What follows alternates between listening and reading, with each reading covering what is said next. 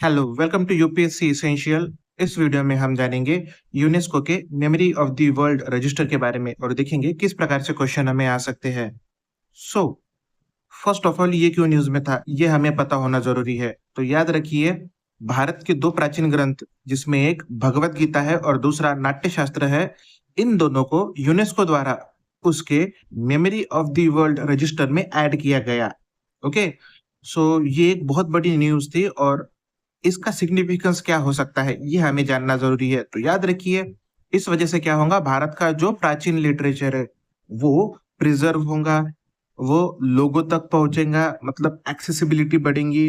Okay, the next awareness बढ़ेगा, cultural awareness, okay, जिसे हम कह सकते हैं वो। उस वजह से ये न्यूज बहुत इंपॉर्टेंट होती है। Okay, so next exam point of view हमें क्या पता होना जरूरी है, ये भी हमें मालूम होना चाहिए। तो सबसे पहले यूपीएससी अगर पूछ सकेगा तो वो पूछेगा what is UNESCO memory of the world program या फिर memory of the world register.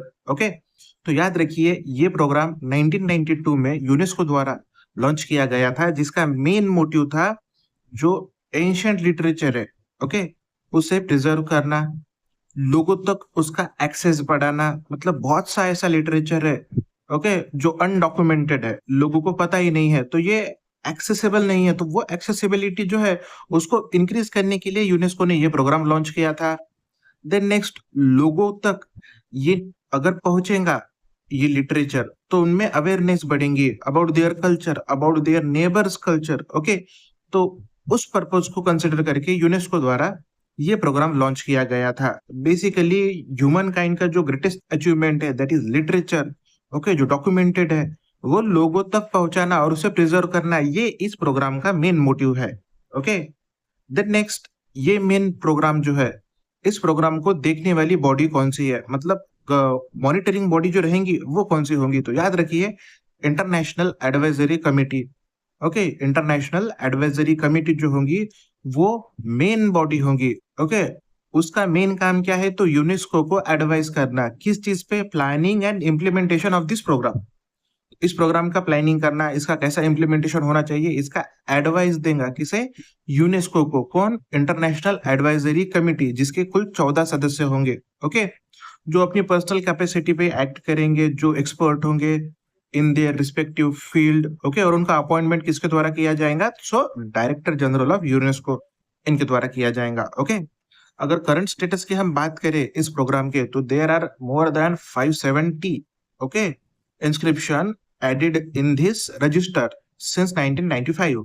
1995 से लेकर आज तक 570 से भी ज्यादा जो किताबें हैं इसमें एडिट की गई है।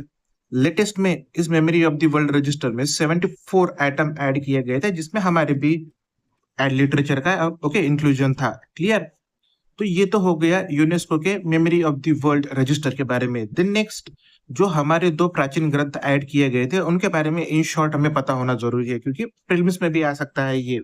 सो first of all, Bhagavad Gita.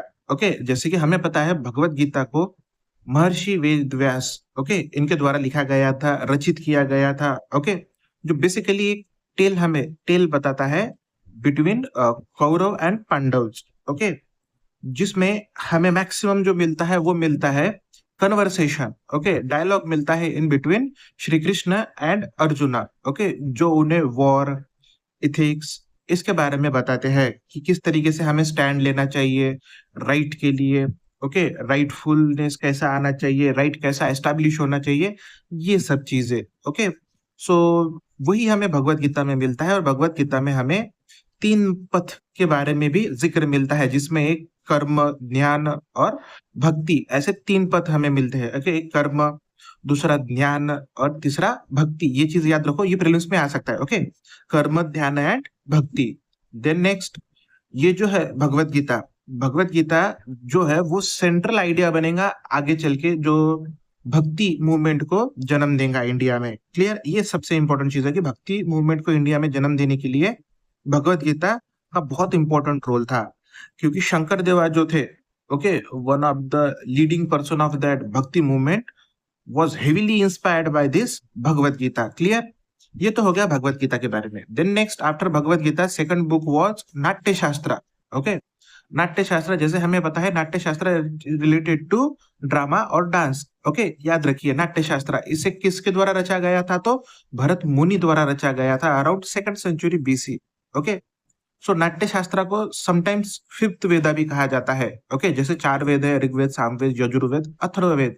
इनके अलावा जो नाट्य शास्त्र है इसको फिफ्थ वेदा कहा जाता है। क्यों? क्योंकि इसमें ये चारों वेद जो है, इन चारों वेदों का थोड़ा-थोड़ा अंग हमें दिखता है, तो चारों वेदों को मिला के ये एक बनेगा, तो इसे काइंड ऑफ 5वां वेद भी कहा जाता है। क्लियर? और इसीलिए ये जो है नाट्य शास्त्र इसको नाट्योपति मतलब बर्थ ऑफ परफॉर्मिंग आर्ट ऐसा भी कई जगहों पर जिक्र किया गया है। ओके, क्योंकि जो परफॉर्मिंग आर्ट था इसका हमें ओरिजिन जो है वो इस नाट्य शास्त्र में ट्रेस होता है। ओके, सो इसमें किस तरीके से अर्थ पर डांस का ओके इवोल्यूशन होगा वगैरह वो स्टार्ट्स का हमें इसमें मिलता है नाट्य शास्त्र में। Clear? It comprise of rules, different rule like नाट्य, ओके, अभिनय, रास, भाव, संगीत, ये जो सब मेन कंपोनेंट है किसी भी परफॉर्मिंग आर्ट के, इनका हमें क्लियरली एक डिफाइंड डेफिनेशन मिलता है। क्लियरली वो किस तरीके से परफॉर्म किए जाना चाहिए उसका भी हमें पूरा जिक्र मिलता है। किसमें? इस नाट्य शास्त्र में। ओके, इसीलिए नाट्य शास्त्र जो है वो बहुत ही इंपॉर्टेंट होता है। क्लियर? देन नेक्स्ट जो क्लासिफिकेशन है इंडियन इंस्ट्रूमेंट का, ओके, वो भी हमें फर्स्ट टाइम कहाँ पर अवेलेबल होगा? नाट्य शास्त्र में अवेलेबल होगा। क्लियर? तो ये हो गया इन शॉर्ट नाट्य शास्त्र के बारे में। क्लियर? सो इसके अलावा अगर हम बात करें कि जो ये भगवत गीता और नाट्य शास्त्र के अलावा और कौन सी चीजों का इसमें इंस्क्रिप्शन किया गया था भारत के अकॉर्डिंग, मतलब भारत को कंसिडर रखते हुए, तो याद रखिए जो आर्काइव है नॉन अलाइनमेंट मूवमेंट का फर्स्ट मीटिंग का उसको, देन नेक्स्ट जो है अभिनव गुप्त, ओके, इनका जो कलेक्शन था लिटरेरी वर्क उसका, then next Gilgit manuscript, okay, then next Shanti Natha Charitra, okay, then next Vimal Prabha, Tarikh e Khandan e Timuria, Rigveda, Shaiva manuscript, okay, Dutch East India Company का archive, okay, and then next medical manuscript, इनका भी इसमें एडिशन किया गया था over the period and during particular time interval. Okay, so all in all ये जो है ये पॉइंट प्रीलिम्स के लिए भी बहुत इंपॉर्टेंट बन सकता है और मेंस के लिए भी बहुत इंपॉर्टेंट बन सकता है।